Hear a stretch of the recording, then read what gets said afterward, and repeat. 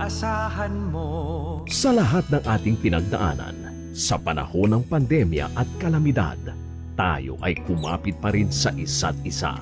At buong tiwala ninyong ipinakita ang inyong suporta sa serbisyo at paglilingkod namin sa paghahatid ng tamang balita at impormasyon, tulong na galing sa aming puso.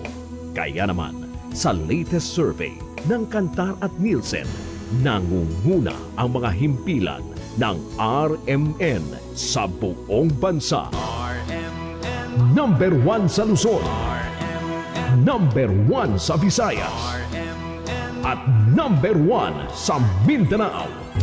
radyo ng buong Pilipinas. Buong karangalan ng mga radyoman ng RMN Networks ang maglilingkod sa inyo. Maraming salamat, RMN. Number 1, number 1. Wala nang iba. Radyo mo nationwide.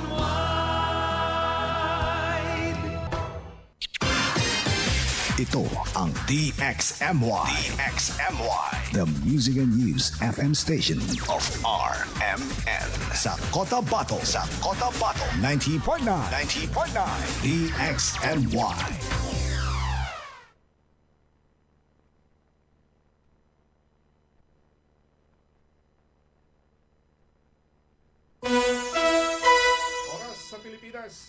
Oras sa Pilipinas, ganap na ang alas 6:05 na po ng umaga. Tatak RMN.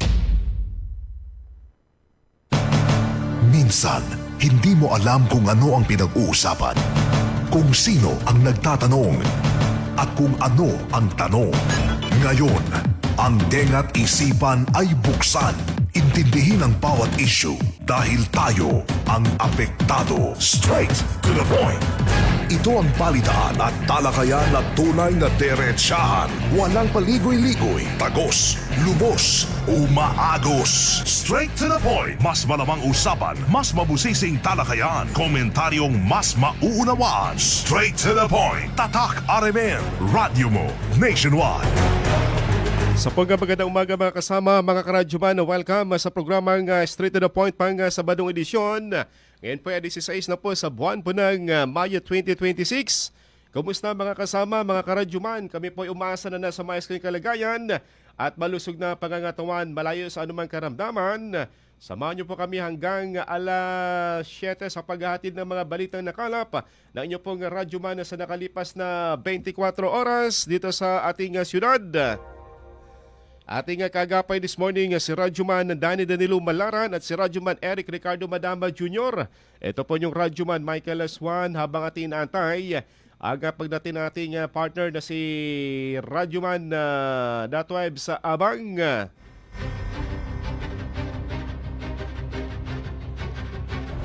Malamig na umaga ng Saturday, ang aming bati sa mga masugid nating taga-subaybay sa DXMY sa 90.9 FM. Good morning! Nakapagkape na ba kayo sa mga sandalang ito? Ano po inyong ginagawa? Karamihan dito sa baba ng aming himpilan, nag-walking, nagja-jogging mula sa kanto ng Governor Gutierrez Avenue. Patungo po dyan sa gate po ng Bangsamoro Government Center. Iba naman nagbibisikleta, iba ay nagpa-fun run.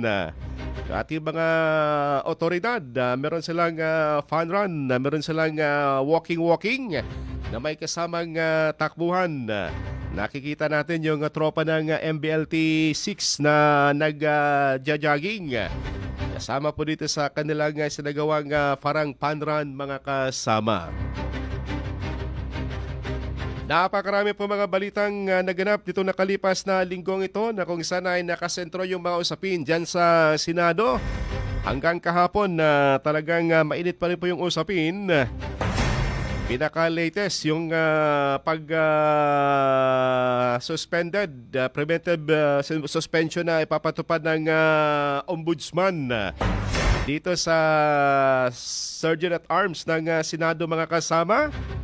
Mismo yung pinuno ng ombudsman ang siya pong nag-anunsyo kahapon na sa naturang 6 months na preventive suspension sa naturang Sergeant at Arms dahil sa naging kaganapan dito sa bahagi po ng Senate building mga kasama na kung saan nagkagulo nung araw po ng Wednesday o noong Tuesday ng gabi.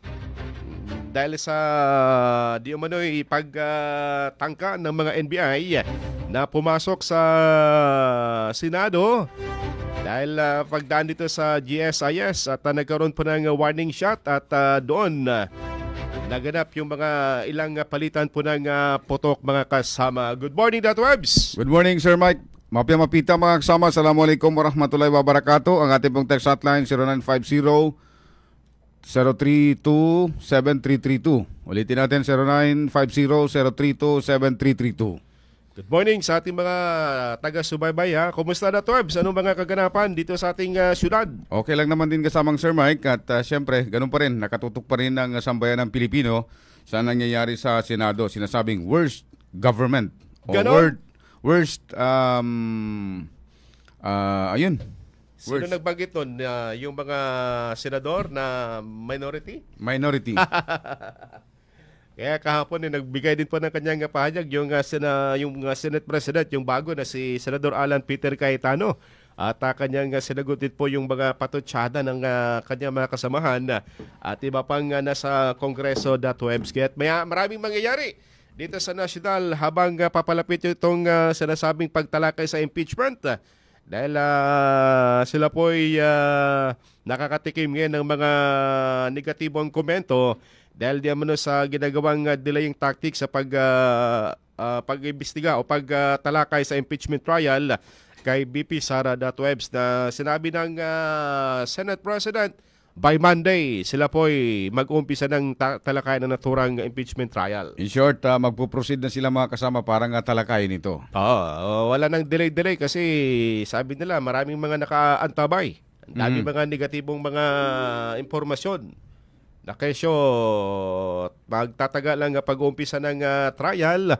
Pero sabi ni SP Alan ay Monday, 18, May 18 .webs. May mga ugong-ugong pa nga kasamang Sir Mike na mukhang magkukodita naman laban sa sinasabing Senate President. Iyon, maugong naman sa Lunes yan. Kumbaga, hindi pa umiinit ang puwit ni Senador Alan ni SP Alan. Nagbabadya na naman na makukudita na naman ito.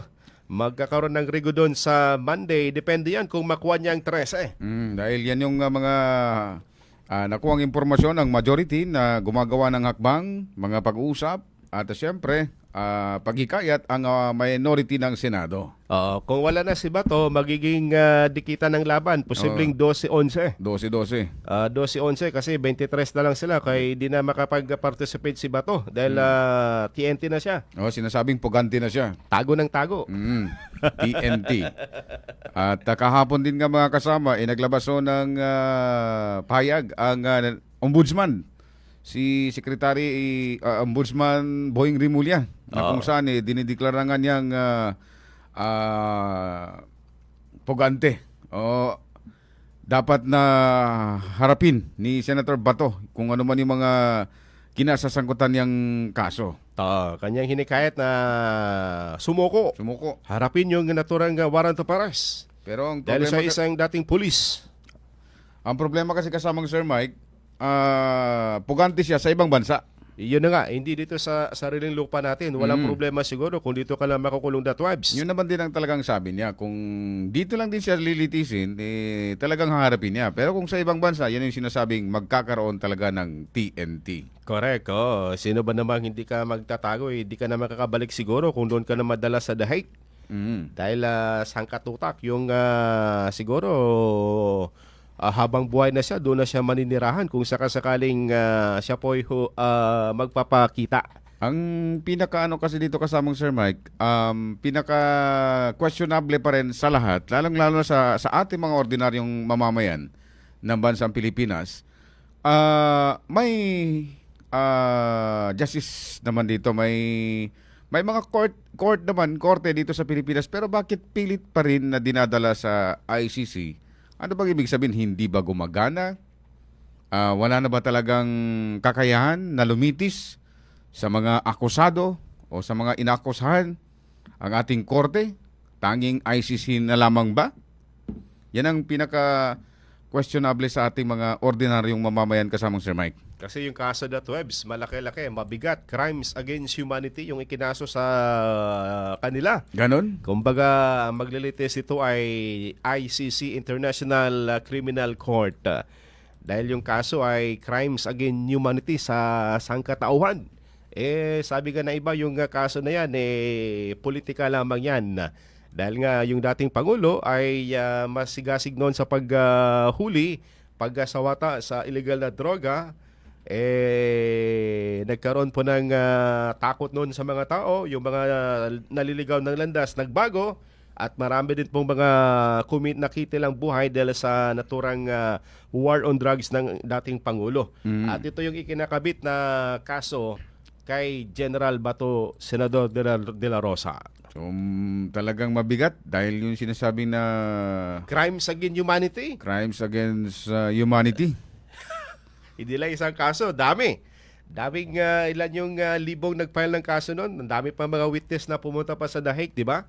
Pero nakapagtataka rin kasamang Sir Mike, yung mga pilit na kumakaso sa kanya, sinasabing lumabag siya sa karapatang pantao, si General Bato, mga taong makakaliwa galing sa NPA. Nagsanib-puwersa sila. Yan ang Kasama ang nakapagtataka. ating iba pang mga grupo ng politiko. Yung dati kulay yellow, kulay pink, ano pa ba, kulay green. Samantalang lagi natin nakikita sa mga posting ng mga PNP pages na iwasan, o di kaya naman tuldukan ang karahasan, tuldukan ang terorismo. NPA ang nakasentro eh. Nakakapagtataka pa rin talaga kasamang Sir Mike. Anong panahon ni dating Pangulong Digong Duterte, nalinis na yung mga kanayunan sa mga NPA. Baka ikinagalit nila Datwebs yung naturang naging kampanya ng dating Pangulo na maging malinis ang mga kanayunan dito sa mga New People's Army. Humina ang kanilang puwersa. Grupo. Oo, humina nung panahon ni Tatay Digong, talagang kaliwat kanan yung mga kanilang naipatupad na balik baril program o yung pagsuko, yung programa nila na isuko ang mga baril at magbagong buhay. At nagkaroon ng mga kalsada sa mga kabundukan kaya wala na silang matataguan.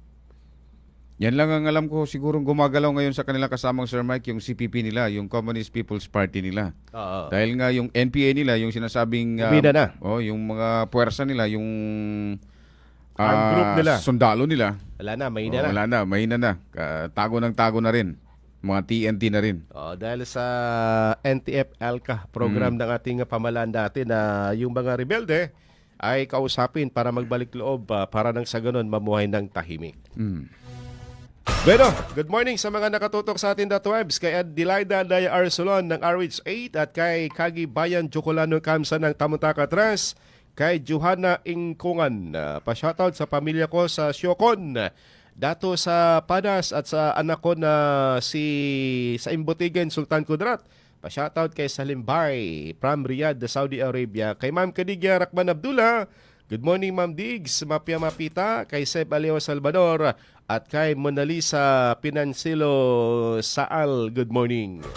Ulitin natin mga kasama yung pong ating text hotline 0950-032-7332. Kung meron po kayong mga pahayag dyan sa loobin, kuro-kuro, hinggil o sa nangyari dyan o sa Senado o sa politika, pare po ninyong ipadalangin niyo pong mga komento, niyo pong mga salobin pananaw sa ating pong text hotline 0950-032-7332. Kay Paida Babang Sukor, good morning sa Paida Garments sa Pantalan. Kay Elmer Bong Angeles, good morning Cotabateños. Kay Rael Cordero, Jerry Di Mano, DJ Roger, King Quintog at kay City Vice Mayor Joy Armadag, good morning. Kay Iskak, Jerry Esmael, good morning sa Dungguan. Straight to the point. Sa ibang usapin kasamang Sir Mike, yung natagpo ang mga kalansay Yes, sa Lano del Sur. 5 mga kalansay ba yun? Na may mga bungo. May mga bungo na tagpuan ng ating mga otoridad o sa paghukay mga kasama. Ito yung na-recover ng ating po mga otoridad. Yan yung nais nating kuhanan ng dagdag na impormasyon kasamang Sir Mike mula sa LDS PPO kung paano ito siya na-discover. Oo. Paano nila ito natagpuan? At sino ito? Sino-sino sila? Para sa dagdag na detalye mga kasama, nasa linya ng ating komunikasyon kasamang Sir Mike, ang Provincial Director ng Lanao del Sur PPO, si Sir Police Colonel Cesar Kabuhat sa ating panayam. Magandang morning po Sir PD, Colonel Kabuhat sa DXMY po, kasama si Sir Mike Suwan at Ebs Abang po. Good morning, Colonel. Morning, Mike, and morning, Eb, sa may buntag kaninyan tanan. Mayong buntag, gyapon sir. Salaysay ho, Colonel Sir, ito pong pagkakadiskubre ng binabanggit na mga kalansay na natagpuan dyan ho, sa AWAR ng LDS. Anong particular na lugar ito, Colonel Sir? Well, nung May 11 at around 9 siguro, tumawag sa akin si Battalion Commander, si Colonel Doldol ng 55th IB sa Maging, no? Informing me na meron lumapit sa kanila na possible asset. Nagsasabi na merong ibinao na mga tao about 2022, year 2022. So it's about more or less 2-3 kilometers away from the battalion headquarters nila. So I inform yung ating COP ng Magig to proceed at i-verify nila kasama ng Army, kasama ng asset. Mm-hmm. And around mga 11 siguro, they found out na meron ang isa. Kasi sabi nung asset, mga 5. So, isa. So, I immediately advised the crime lab to proceed para tulungan sa pag-recover. Kasi may technical na to eh.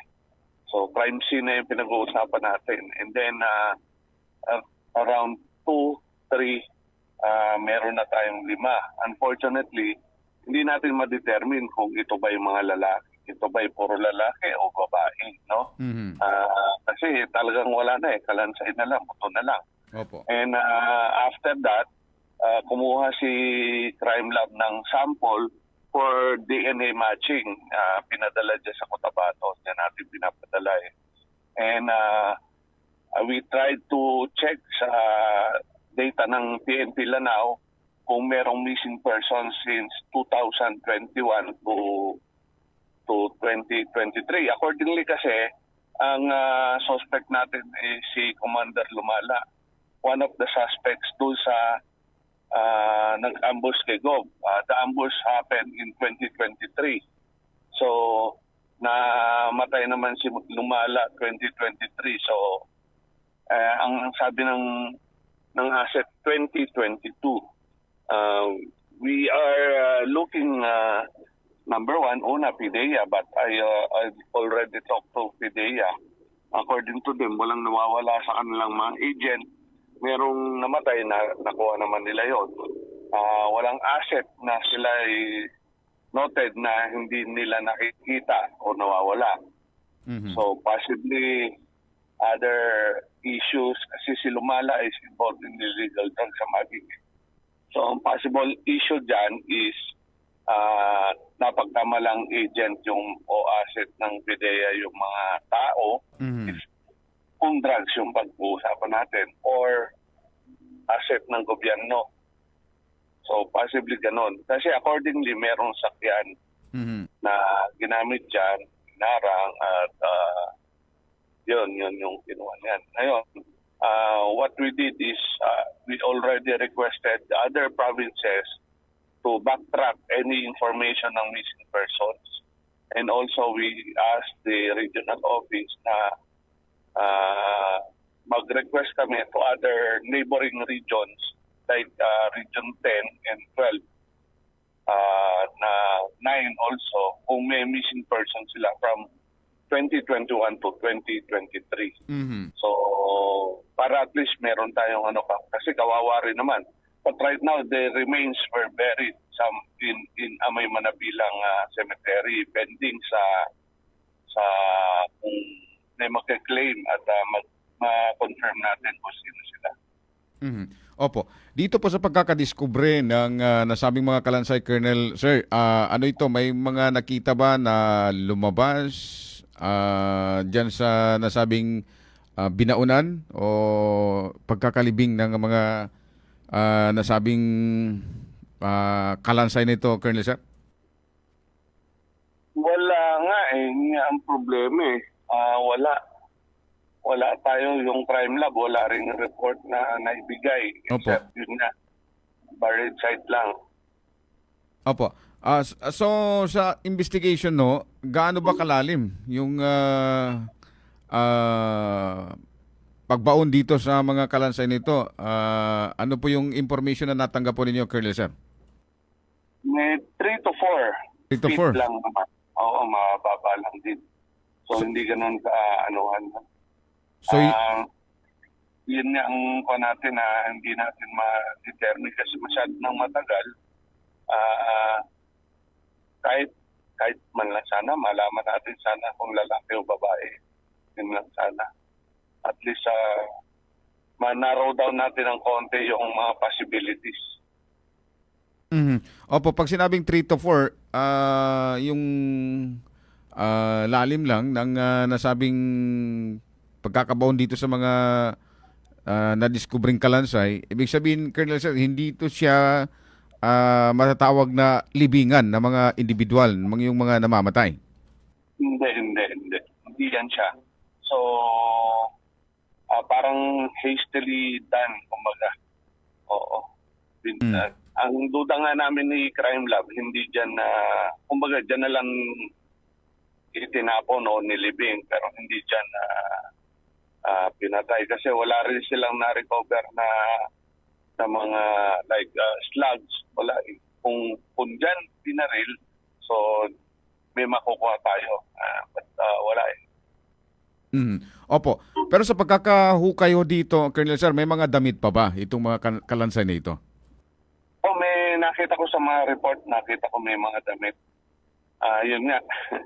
puro unisex yung damit eh. So, hindi natin masabi kasi mayroon ako isang nakita ko na pula na shirt, mga ganyan. Opo. Itong pagkakadiscover ito, gaano siya kalayo sa sentro ho mismo ng bayan ng Maging? Medyo malayo, no? Yun lang kasi yung kung matanda natin, ang 55 IB nasa bandang bundok eh. So, from 55 IB, about 2 to 3 kilometers away pa. So, malayo talaga. Opo. Yung nasa bukid ba? Bukid. Ulitin ko lang, sir, no? Itong pinaniniwalaan dito na insidente kung saan dito nga posibleng itinapon o di kaya naman inilibing itong nasabing mga katawan ng mga tao hanggang sa naging kalansay way back 2021 to 2022. According sa asset natin, 2022. So, ang akin kasi backtracking ko, 2021. Baka matagal nang hindi nagpapakita sa pamilya, may report sila. So, hanggang 2023 because kung ang suspect natin si Lumala na namatay naman noong 2023 ay yun yung possible na backtracking natin.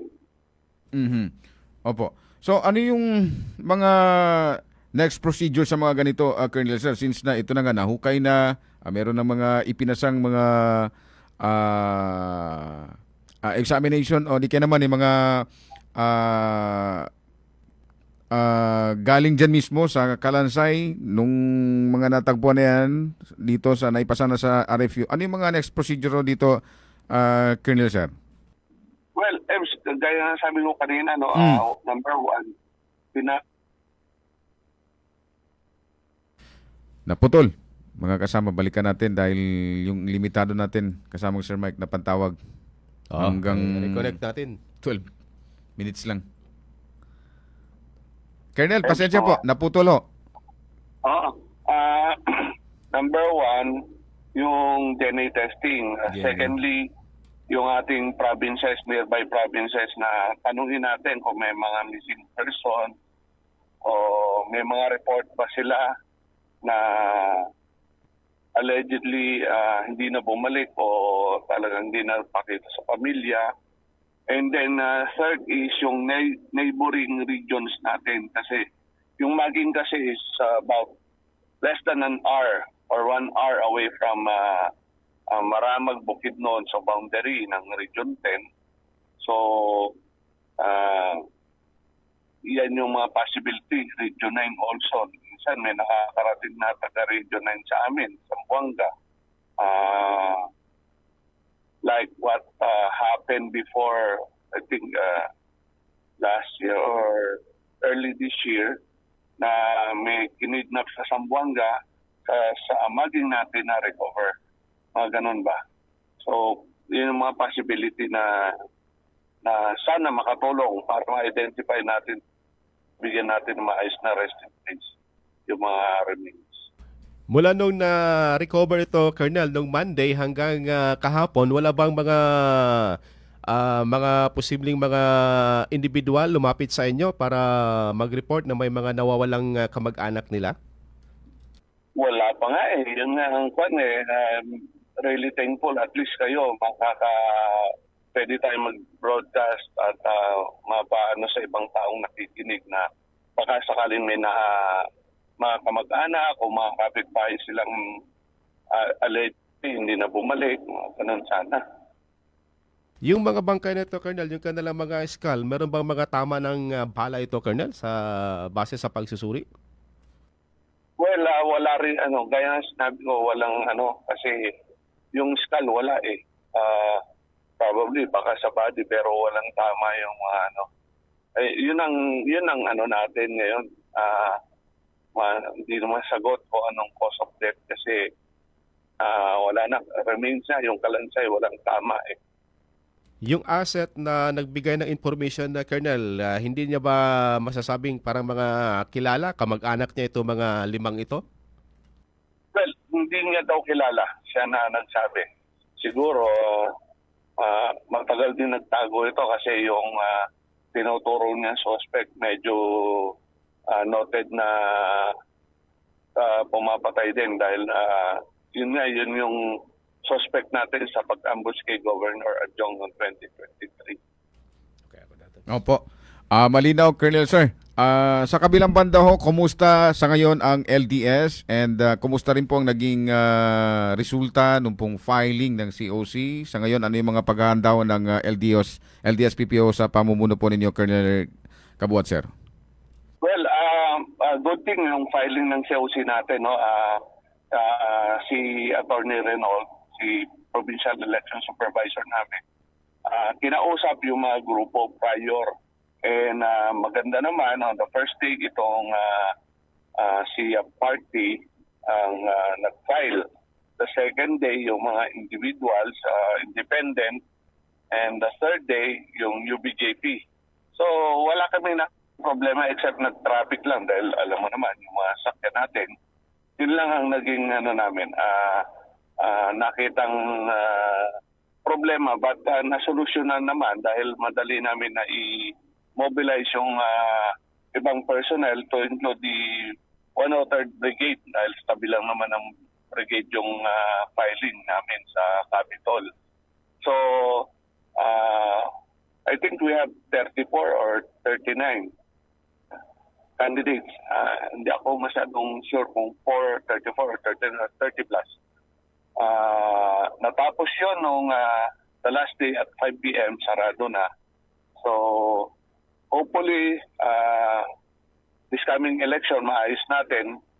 We're waiting sa magkaroon kami ng meeting and we will finalize yung districting kung anong assessment ng security. Kung ito ba ay red, orange, or green. But noting the previous election, although parliamentary ito, ang point ko kasi dyan, yung previous election would also somewhat affect the BARM kasi yung kung sino yung nag-away nung before, sigurado magkikita yan. Ang possibility na mag-away is very high. So, iwasan natin and we will put those places in red so that we can maximize yung mga personnel at madagdagan pa na magbantay sa peace and order. As of now, nag-aantay lang kami ng final scheduling ng mga party na o candidates kung ano yung mga schedule nila so that we can provide security also. But nonetheless, all the situation in Lanao Sur is generally peaceful. Although meron tayong noted na mga movement, pero natutwart naman yun kasi based doon sa mga asset natin, hirapan silang mag-pass through sa mga checkpoints. So I really commend the people of Lanao for doing the job done and yung pakikisama ng mga information dissemination sa atin. Ayun. Maraming salamat po, Sir Police Colonel Cesar Cabuhat, sa oras, impormasyon na inyo pong ibinagi sa ating po mga taga-pakinig at taga-panood. Sa muli po, isang pong magandang umaga. Mabuhay po kayo, Colonel. Maraming salamat po. Morning, Eps. Thank you. May mga bunta. Matalinong talakayan, diretsahan, straight to the point. Lahat ng tanong, straight to the point. Ayun po mga kasamang Sir Mike, si Police Colonel Cesar Cabuhat, ang siyang Police Director ng Lanao del Sur PPO. Parang mahirap na ma-identify ito Kaya na nga. Webs dahil matagal-tagal na, 4 years ago na. 2022. 2022, 2026 ngayon, pahirapan ito. Para bang kung walang magpupunta sa kanila na may mga nawalang kamag-anak, ay malamang. Wala talaga. Ilibing na rin ito sa... Tamang libingan. Oo. No, tingnan mo, kalansay na lahat. Oo, talagang di na 3 years na mahigit eh. Siguro, kung may mga possibility sa mga buhok siguro kasamang Sir Mike. Oo. Parang buhok yun, no? Sa DNA test, mahirap yan eh. Matagal-tagal din bago maglabas yung resulta. Depende Kaya nga. kung sinong kamag-anak ang magbibigay din po ng kanilang buhok o part ng katawan. At kinumpirma rin ng mga kasama ng PNP, LDS, na yung lugar kung saan natagpuan itong kalansay na ito, itong mga kalansay na ito, hindi naman din siya libingan, kundi talagang may nangyaring krimen dyan sa lugar na yan. Kumbaga, mabilis ang paglibing ito na Webs. Mabilisan dahil mababaw lang. Dahil kung talagang inilibing, malalim. 6 feet. Ang pinaka-minimum Oo. na lalim ng mga libingan. Oo, ito, 3 feet, 3 to 4 feet lamang. Ibig sabihin, mabilisan lang at lahat, iniisa-isahan lang. Isahan lang, parang ano. Mass diba? grave. Mga kasama, oras na natin. Alas 6:37 ng umaga, standby muna mga kasama sa ating pagbabalik ilang pang mga usaping pangyayari sa ating komunidad. Tatak RMN.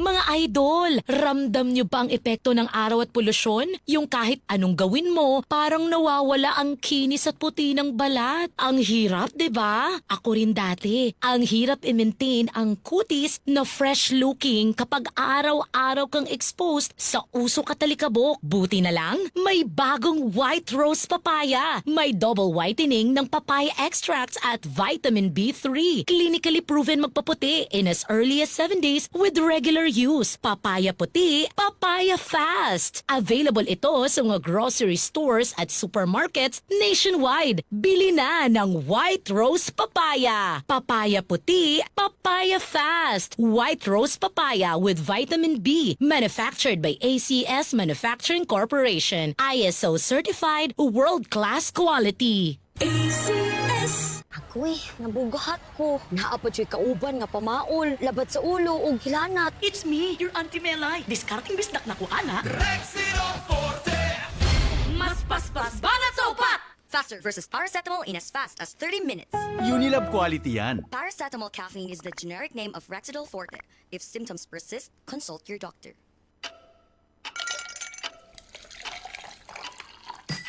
Tan, tan, tan, ganado, na, na, na.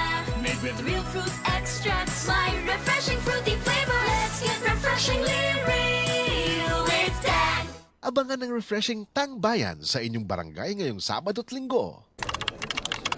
Sa opisina, pirmi ba kang nag-atubang sa computer? Grabe na gid akong mata. Pirmi hanap ang akong pananaw. Sakit ang ulo, ug dili kapuyon ang mata. Usahay silaw pagid sa screen. Parehas ta. Ako pod, pirmi pula ug uga ang mata tungod sa sigig computer. Maayo na lang, Nanay iBerry Gold with 10 milligrams lutein. Pagsulay na ako sa iBerry Gold, na-feel na ko nga mas klaro ang pananaw ug dili na dali kapuyon ang akong mata. Salamat sa lutein sa iBerry Gold. Makatabang protektar sa mata, batok sa blue light ug eye strain. Kung pirmi ka sa computer o cellphone, iBerry Gold with 10 milligrams lutein. Alaga sa imong mata, matagadlaw. Available na sa Mercury o mga suking butika. Mas daghan ang lutein, mas epektibo, mas klaro. para di madaling masira ang ngipin ng pamilya, ngayon pa lang. Unique toothpaste for brushing every after kumain. Dahil ang Unique toothpaste, may Max Protect formula. Ngipin ay Max Alaga, Max Protektado pa. Helps stop cavities even before they start, while keeping breath fresh with regular use. Unique toothpaste for brushing, para siguraduhin ngipin ay Max Alaga, Max Protektado pa. Unique Max Alaga, Max Protektado with Unique toothpaste maximum fluoride protection. Manufactured by ACS Manufacturing. ISO certified world-class quality. ACS. Sa gunso ng OT, ay buhi. Kaya pa nako. Nagsigi og biyahe, padayon lang. Kaya pa nako. Patong-patong ang projects, sige lang. Kaya pa nako. Ang kahayag ani, nara sa imong kaugalingon. Ipasilaob with Cobra Energy Drink. Naay Immune Plus, B vitamins, taurine, ginseng ug inositol. Makaya ang pagsulay sa tabang sa Cobra Energy Drink. Para namo, kung naa ka ani, wala kay pildi. Ang ginainom nga Cobra Energy Drink ni Daniel Padilla, 18 pesos SRP ra. Mapalit sa inyong suking at tindahan. Teka, usapang babae muna. Alam mo ba na ang Cervicare Capsule ay bida sa lahat ng mga problema sa ating reproductive system? Just like pelvic and uterine problems, ovarian and cervical problems. Alam mo rin ba na ang Cervicare Capsule ay tumutulong upang labanan ang spasm, pain and inflammation sa ating matres? Pinapawi nito ang premenstrual tension and menstrual cramps. Alam mo ba na ang Cervicare Capsule kakampi ng bawat babae? O ngayon, alam mo na. Cervicare Capsule, available sa mga drugstores. Uy, nakadungog na ba ka sa balita? Ang imong paborito na Milo na anay twin pack. Sulit kaayo sa kalami ug sustansya. Sa presyong 17.50 pesos SRP, makaduha ka baso na. Unsa pa imong ginahulat? Palit na og Milo twin pack sa imong suking tindahan. Mag Milo everyday. Drink Milo every day. Goodbye to me, Mancha. Hello, Ride Bar Blue. Isang labanan yan. Ride Bar Blue. Ride Bar Blue with powerful stain-away enzymes. Malupit magtanggal ng dumit mancha pero di masakit sa kamay. Goodbye to me, Mancha. Hello, Ride Bar Blue. Isang labanan yan. As tested ang cotton and polycotton. Sa mancha, malupit. Sa kamay mo, mabait. Ride Bar Blue. Manufactured by ACS Manufacturing Corporation. ISO certified. World-class quality. ACS. Naulian na ka, ma? Wala pa. Naulian na ka, ma? Wala pa. Naulian na ka, ma? Wala pa. Nga nang dugay man ang sipuna, ma. Kung naay sipon, muhinay ang immunity maong dugay maulian. Pag Neozep Z Plus Forte, karon naanay zinc. Gipakusog ang immunity kontra sa niaging formulation aron paspas maulian sa sipon symptoms sa sulod sa duhahan to tulo ka adlaw uban ang saktong kaon ug exercise. Maong mobalik ang kalipay sa mga gusto nimong himuon. Naulian na ka, ma? Gahapon pa. Maayo ha, oy! Basta Neozep Z Plus Forte, karon naay zinc. Alagang Unilab yan. Phenylephrine HCl plus chlorphenamine maleate plus paracetamol plus zinc. Mao ang generic name sa Neozep Z Plus Forte. If symptoms persist, consult your doctor. Nationwide. Oras mga kasama, 6:42 ng umaga. Tatak RMN. Straight to the point. Tuloy tayo mga kasama sa ating balitan ngayong umaga ho ng Sabado, 16 na sa buwan ng Mayo taong 2026. Sa mga nagiginig pa rin ho, like tuner, live na live pa rin tayo sa ating pong Facebook page, DXMY 90.9 Cotabato. As of now mga kasama, marami-rami na rin ang ating followers dahil umabot na ho tayo ng 700,000 followers, hindi naman din po pesos. At congratulations sa lahat ng mga kasama natin, sa mga radyoman, sa mga patuloy pa rin ang tumatangkilik, naniniwala sa pagbabalita ho ng DXMY. Maraming salamat mga idol, mga kasama. Tanggap na tayo ng reports mula sa ating mga radyoman reporters, yung mga nagpadala ho dito ng mensahe para sa pagbati. Mamaya-maya ng konti, babalikan ho namin kayo, mag-U-turn ho kami. Unemployment rate sa BARMM bagyang bumaba ayon sa PSA. Sa detalye ng balita, radyoman Jul Di Mapalaw. DXMY RMN Report. Kasamang Radyoman Ebs at Radyoman Sir Mike, bumaba nga ang unemployment rate sa rehiyon ng Bangsamoro mula sa 4% noong 2024 patungong 3.5%. noong lumipas na taon. Ayon sa pinakauling datos na inilabas ng Philippine Statistical Authority o PSA BARM. Ito ang sinabi ni PSA BARM OIC Director Engineer Acantula sa monthly labor survey at the quarterly labor force survey na isinagawa sa Cotabato City na layuning kumalap ng datos hinggil sa kalagayan ng labor force sa BARMM. Sa nasabing first press conference na may kaugnayan sa labor force, umaasa ang PSA BARM na magpapatuloy ang ganitong aktibidad upang magpapalawak pa ang pagbabahagi ng impormasyon at palitan ng mga ideya sa mga stakeholder. Paliwanag pa ni Engineer Tula na hindi sila gumagawa ng polisiya ngunit nagsisilbing mahalagang batayan ang kanilang data para sa mga ahensya at kinaukulang sektor sa pagbuo ng mga programang may kaugnayan sa labor force.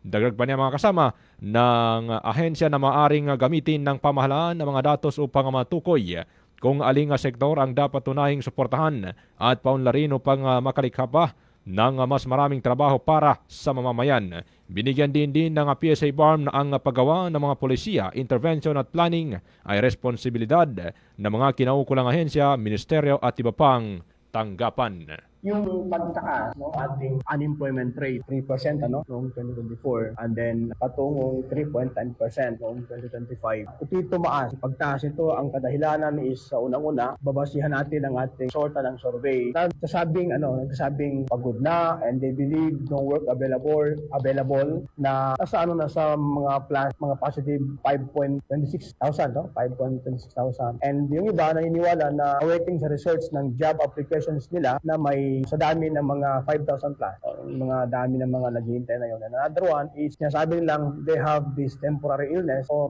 disability. Ang dami naman ito is about 3.6,000.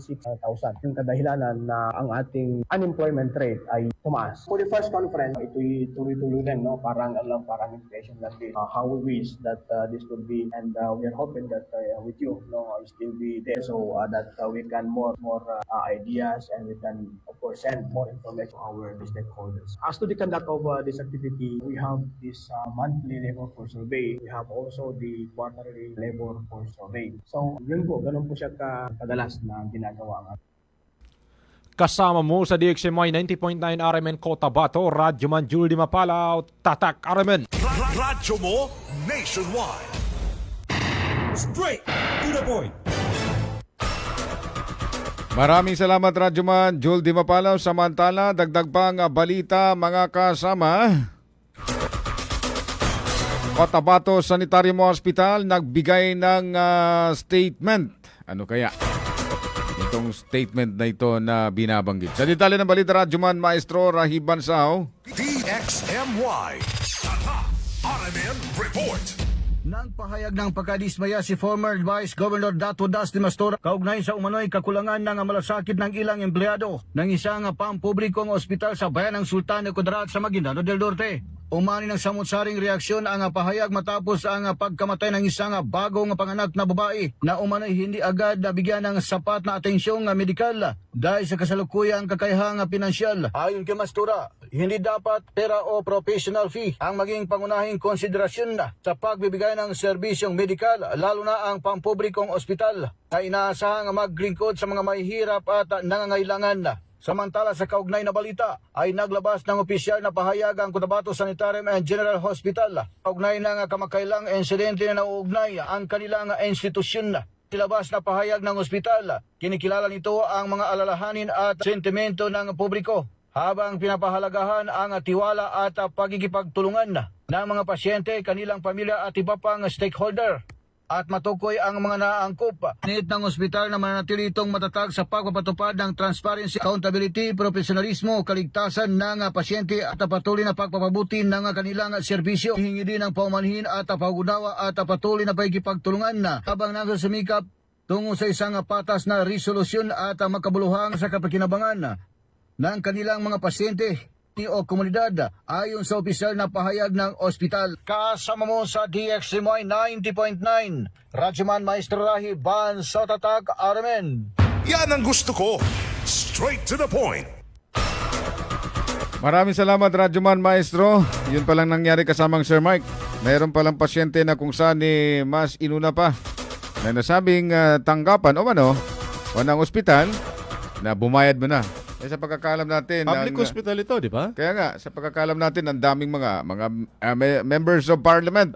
Meron silang inilaang mga pondo sa mga pagamutan. Oo, sa pagamutan. Si RMC, sanitarium. May ambag pa. May ambag. Galing sa BARM, di ba? Paano sa kongresista pa, meron din, di ba? Ito kasi ang problema sa ilang mga hospital kasama Sir Mike. Pag nakita nilang talagang mahirap yung nandyan na mga pasyente, parang binabaliwala lang nila. Pero pagkakalam ko, kapag public hospital, di ba, nakalabay, zero balance billing, di ba? Zero balance. Basta, public hospital. Oo. Ito, public yata ito, sanitarium. Ginawa lang na general. Oo. Dati sanitarium lang. Ngayon general na. Dahil malaki na eh. Malaki na na. yung naturang hospital. Hindi lang maliit na mga pasyente yung kinikater. Ngayon, malaki na. Nakapunta ko dyan. Malawak yung area nila. Ang dami na mga facility. Hindi pa ako napasok dyan kasama Sir Mike. Dati mga malilit na mga first story building lang. Ngayon, mga 4-story building na yung mga nandyan sa loob ng sanitarium hospital. Sinusubukan natin mga kasama na kumuha ng dagdag na payag mula sa nasabing ospital, pero as of now, wala pa rin silang ibinibigay na komento dito sa nangyaring pagkasawi ng binabanggit na pasyente. Hay na lang. Good morning sa mga nakatutok pa rin po sa atin kay Sumulod Umanya Sinsin sa mga yaping chong girl dyan. Good morning. Kay Jor Alice Huna ng Tamutaka 3, kay May Nasukat Akan, kay Fatima Aba, good morning sa SPDA, kay Roel Joko Dicolano Singayan. Good morning. At kay Ding Salugandang, kay Dato Mulok Sabuti, good morning. Kay Simbay Adam, kay Harold Moore at kay Ansarudin Dalamba, kay Sir Dato Teng Latif, good morning. Kay Romeo Fernandez Collado, Kagawad, good morning. Sa RH11. Samantalang kasamang Sir Mike, kanina mayroon pala nangyaring pamamaril dyan sa bayan ng Sultan Kudarat, particular dyan sa may gang. Isang vendor yata eh. Vendor ito kasamang Sir Mike. Nangyaring pamamaril mga kasama sa bahagi ng Davao-Cotabato National Highway. So, ibig sabihin, along the highway lang din itong pamamaril na ito. National Highway. Ang biktima mga kasama, kinilalang si Emran Manyal, residente ng Barangay Makagiling sa nasabing bayan. Taga doon din. Taga doon din. Malapit lang din eh. Gang tsaka Makagiling. Tulay lang pagitan. Oo. Samantalang sugatan naman ang kanyang kasama na si Jehan Manibel, na kapwa ring residente sa nasabing barangay kasamang Sir Mike, yung Barangay Makagiling. Yung biktima, yung vendor, na si Emran, binabanggit na sa bahay pagamutan na kasamang Sir Mike, nilagutan ng hininga. Binawian ng buhay pala ito? Oo. Sa isinagawang pag-iimbestiga ng ating mga otoridad mga kasama, na-recover ho sa crime scene ng 8 basyon ng bala na inihinalang mula sa kalibre 45 na pistola kasamang Sir Mike. Big sabihin, hindi siya bubuhayin that webs dahil 8 basyo. Matindi yung galit ng bumaril sa nasabing biktima na ito. 45 pa. Bibihira na lang ang nakakaligtas sa baril na 45. Lalo na kung ikaw ay tatamaan sa mga vital organs. Vital organs. Sa tiyan o sa ulo. Sa tiyan, ulo, batok, kung saan man. Sinusubukan natin kumuha ng dagdag na information mga kasama dahil ngayon may bago na palang spokesperson ng Maguindanao del Norte PPO kasamang Sir Mike. Sino that webs? Si Police Lieutenant Jeff Richard Madugora, dating hepe ng PNP Drug Enforcement Unit ng Magnorte PPO. PDIG dati? PDEU. PDEU? Oo. So ngayon, itinalagang spokesperson. I don't know kung siya ba talaga yung officially spokesperson o OIC lang o di kaya naman pansamantala. Habang wala pang... Dati-dati kasi meron eh. Oo. Every time na tumatawag tayo sa Magnorte PPO, may sumasagot, may nagbibigay ng mga impormasyon. So simula nung nalipat na si Ma'am Captain Aguilar, wala na. Sa lugar niya, sa Negros ba yun? Layo. Pumalit medyo pahirapan tayong kumuha ng mga dagdag na information sa kanila kasamang Sir Mike. Dapat yung mga spokesperson na mabilis sumagot yan sa mga tawag ng mga media. Medyo nahirapan din tayo kasamang Sir Mike sa mga spokesperson kasi tinatanong tayo kung ano ba yung mga katanungan natin sa kanila. Oo, idol natin na hindi umuurong sa interview si Police Captain Joseph Tamayo sa MDS. Oo, sa Cotabato City naman si Ma'am Evangelista. Oo, mabilis pa sa alas 4 magsagot yan. Dapat sana ito yung kukunin na spokesperson ng ganito dapat yung mga mga spokesperson yung one call away lang kasamang Sir Mike. Pag sinabi mong gusto mong i-schedule ng interview, hindi umurong. Hindi umurong. Hanggat masasagot yung katanungan, sasagutin. Parang PCSO. Oo. Hindi umurong. Hindi umurong sa mga katanungan kasi iba nagtatanong ano ba mga tanong mo. Ang problema kasi yun talaga kasamang Sir Mike. Yung kaganapan lang, di ba? Parang 5Ws lang yan, di ba? Nagtatanong ka, ikaw rin yung tinatanong. Ano bang mayari sa atin? Tanungan na lang. Anyway, congratulations sa bagong Chief. O di kaya naman bagong spokesperson ng Magnorte, si Sir Manugora. Kahapon din yata may nangyaring insidente ng pamamaril sa bayan ng Midsayap sa Barangay Agriculture Datuebs kung saan patay din po yung biktima. Diyan sa bahagi po ng Sitio Bubunaw, Barangay Agriculture. Kinilala yung naturang biktima na si Feliciano Babiera na sa hustong gulang, may asawa at residente ng Kiwanan sa Midsayap. Sakay pala ito ng XRM nang siya po'y barilin ng di patukoy na mga suspect kasamang Datuebs. At nakuha na yata siya ng shabu. Yun, na-recover sa kanyang na-recover ng mga investigador sa pinangyari ng insidente ang 2 pakete ng plastic sachet na hininalang shabu Datuebs. Sinabanggit sa report kasamang Sir Mike, sa kamay niya mismo nakuha yung shabu. Nasa kamay niya mismo, ibig sabihin hawak niya. Hawak niya ang bit? Hawak niya ang S. Hawak niya ang S. Parang nakakapagtataka yung ganun, no? Kumbaga, for example, ipipicture out natin, ikaw ay abulin ng otoridad and then hawak-hawak mo yung shabu. Parang imposible. Kahit pa paano, ibubulsa mo yan. Correct. Tatago mo talaga. Ayun, hawak niya. At saka kung nakamotorsiklo ka, di ba, parang mahirap maghawak. Mahirap magabulan ng ganun. Hawakan mo yung ganun. Oo. So yun yung sabi sa investigador, may na-recover na illegal na droga sa kanya pong kamay. Kung ito man ay totoo, wala tayong magagawa. Pero kung ito ay isang senaryo, sana man lang binago-bago ng konti. Kumbaga, sa bulsa, na-recover, sa pitaka, di kaya naman sa motorsiklo, sa brief, ganon. Sa mga U-box, pwede. Paniniwala pa yung tao, pero yung sa kamay mismo, parang magdududa ka. Kaya ang mangyari dito, pasok, human rights. Dahil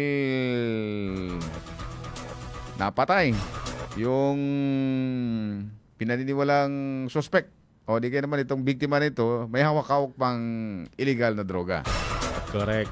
Sa ibang balita na Tuebs, dito sa bahagi ng Diversion Road, kung napapadako ka dyan na Tuebs, dyan sa bahagi ng Tabuntaka na ba yan, Dos? Oo, matagal na yan. Ano ba tawag dyan? Tulay ba yan o culvert ba yan? Na talagang sirang-sira na.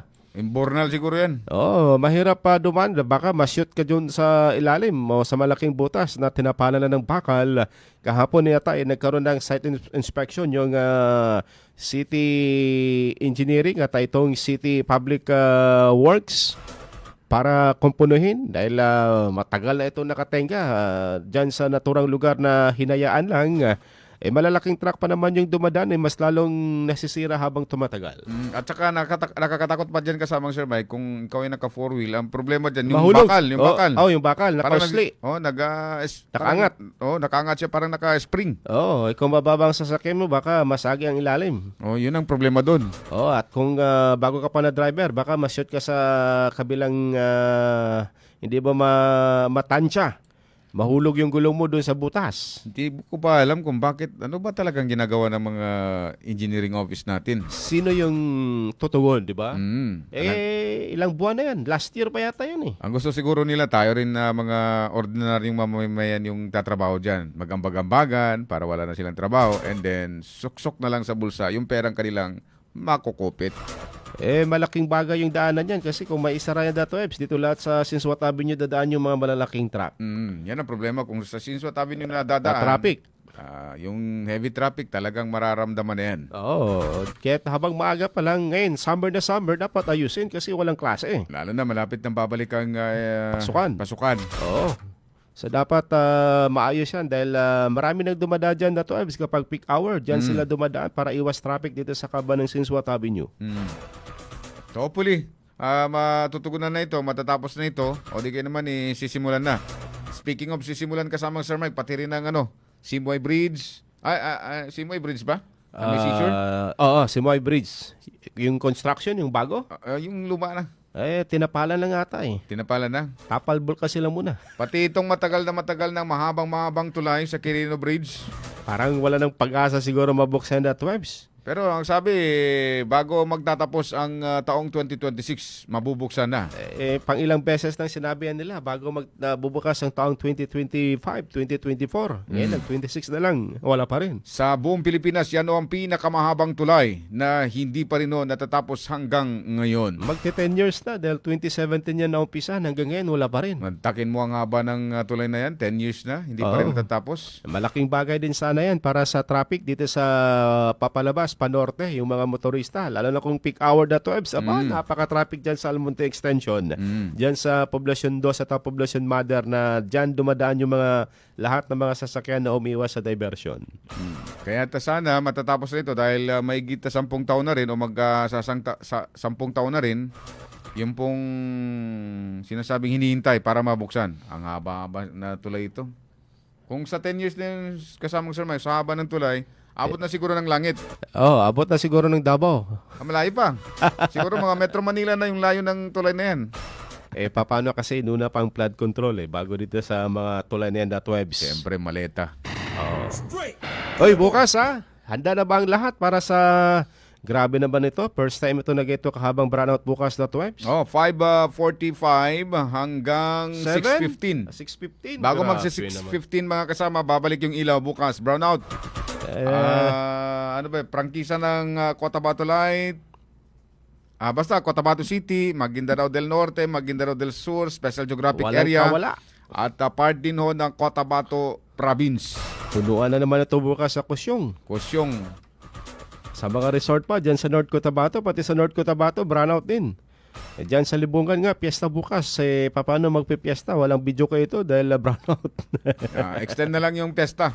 Sa Monday na lang. Buong araw man naman. Mantakin mo, alas 5 pa lang. Tulog pa siguro, brownout na. O di kaya naman advance para ngayong araw. Okay lang sana bukas na DATWEBs. Ganito yung panahon na medyo maulap, walang hindi mainit.